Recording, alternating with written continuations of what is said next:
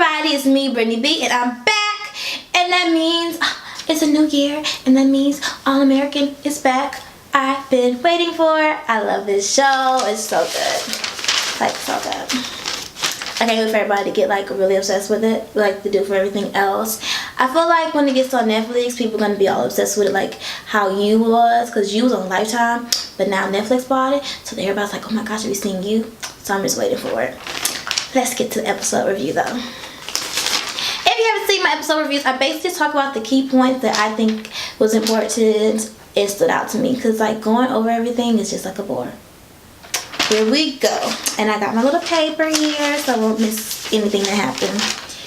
Basically, this episode to me was really deep. It was sad. Like, it really was sad. So let me just speak on the Spencer. He's like basically battling with his guilt about leaving Crenshaw and making sure the neighborhood doesn't think he abandoned them.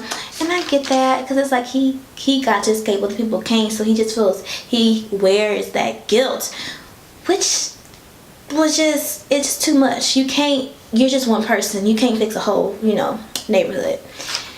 And then throughout the episode, we got to see him and Sean's relationship. Oh my gosh, that was so touching. It was emotional. Like, when they were kids, I didn't know how close they were, so they were really close as kids. And I was like, oh.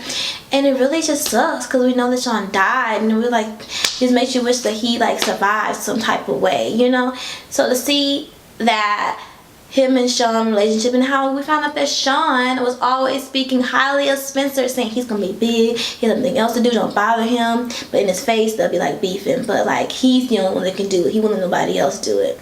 I thought that was touching, and that was just like a really good part for me for the whole entire episode.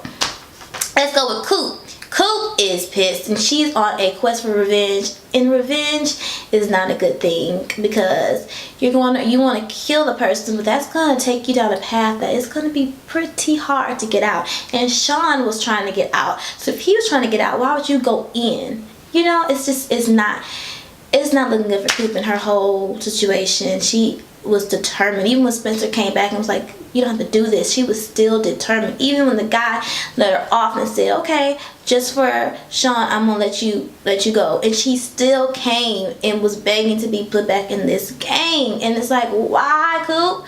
Why? Okay, so Jordan, he's still freaking out about the drug test, and then we find out, well, we all know that he's gonna pass because his daddy did it, but then he doesn't know how.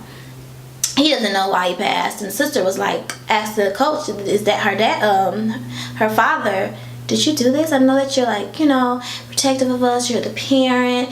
It's okay if you did it. I know that I don't want you to lie. And he just blame-faced lied and said, no, I had nothing to do with this. So now it just makes me completely not trust him. Anything that comes out of his mouth, I feel like everything is a lie at this point, because, you just lied too well, and you just lie too often. So is anything you say true? When you was talking, because him and Spencer got into it, because Spencer kept going back, and he felt like he was abandoning him and the team, and the reporter guy was like, oh, he must be cocky because he is player of the year, which is a really big accomplishment.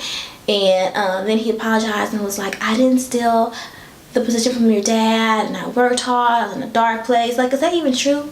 Because we don't even know if you're not the dad, if you're still not the dad or not. Because there's something there with the whole situation with the dad, him. I don't know. I can't wait for it to come out, because I'm ready for it. And Spencer's speech about, he mentioned all the guys that died that year and how he's going to do it for them. I felt like it was a good overall feeling, because, we got a sense of things. And then the other guy that got kicked out because the cheating and everything else bad, he thought he had a chance with his ex-girlfriend because she was being nice, and he didn't. I just feel like that's going to continue to make him spiral, because he really don't have anything. Like, he hasn't been going to school. She just wanted to go to school, but he kind of took that as flirting, and now I really don't know what's going to happen with him, but hopefully he finds his way in his path to something better. And let's see, I feel like that was just some key things that happened to me, and that was the most important things that happened that stood out. What do you guys think? Please like and subscribe, and tell me how you felt with the episode. Let's chat it up. I like to talk. So, thank you for watching the video.